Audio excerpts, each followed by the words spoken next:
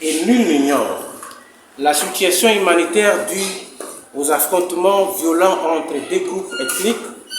Teke et Yaka, éclatés dans le territoire de Kwamut, dans la province de Maïndombe,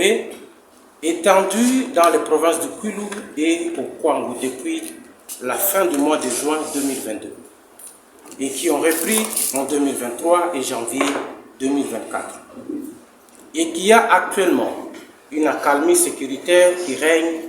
dans les parties autrefois affectées grâce à la présence des FARDC. Ces conflits intercommunautaires ont engendré de nombreuses violations des droits de l'homme, notamment des atteintes à l'intégrité physique, de violences basées sur le genre,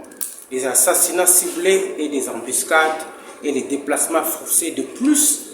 de 36 061 personnes déplacées basées dans la province du Kwilu.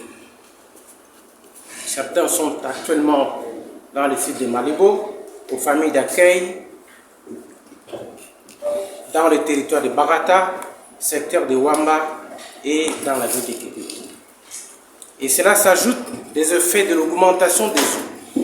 de la rivière Kassai puis Kwango au mois d'avril dernier et a produit des conséquences qui ont accentué la vulnérabilité de ménages sinistrés victimes des inondations et des personnes déplacées qui vivaient à Dimalombo,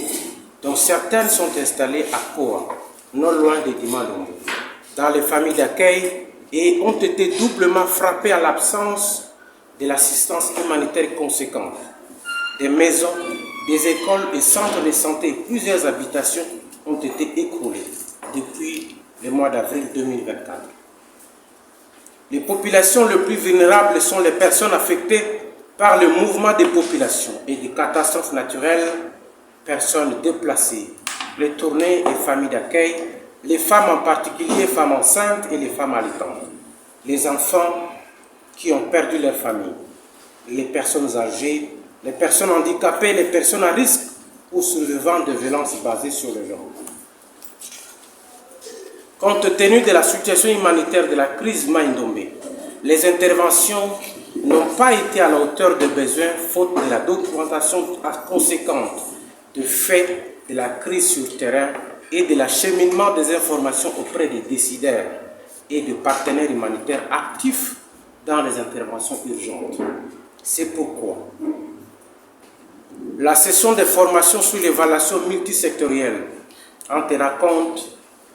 de l'analyse de sévérité de besoins est pertinente actuellement. La présente session de formation sollicitée auprès de OCHA par le gouvernement provincial du Kwilu, par le biais du ministère des Actions humanitaires et les organisations de la société civile s'avère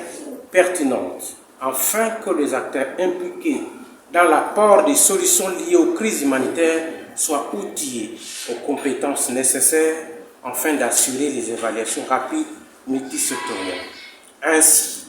au nom du ministre provincial en charge des actions humanitaires, je vous invite à une participation assidue et déclare ouverte la session de formation sur les évaluations rapides multisectorielles.